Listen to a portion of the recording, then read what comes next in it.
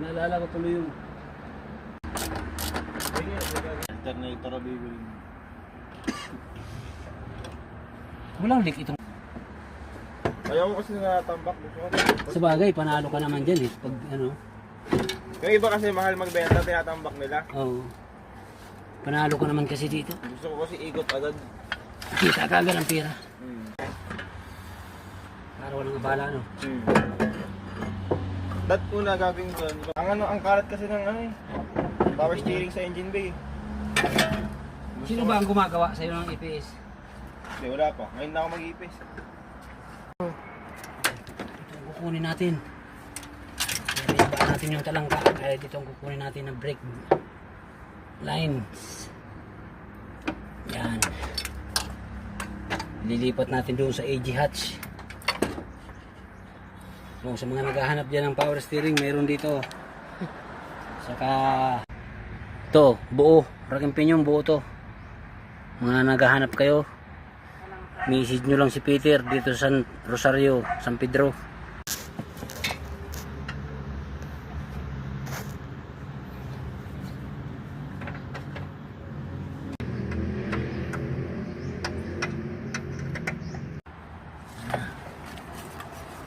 Tingnan natin yung set.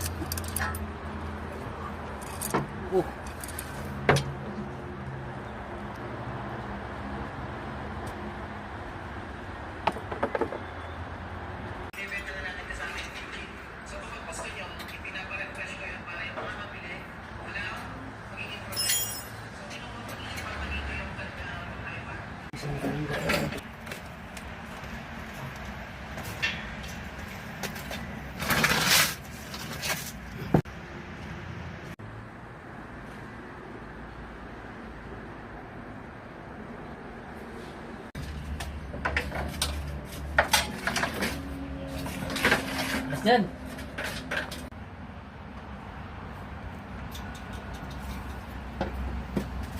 May na parang hundang hap. Kabit na natin yung fittings.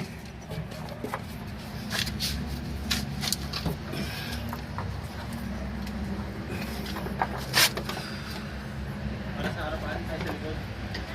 Sa bakit ay? Brake shoe. Brake shoe. Lines. Tapos na. Yan, last ball.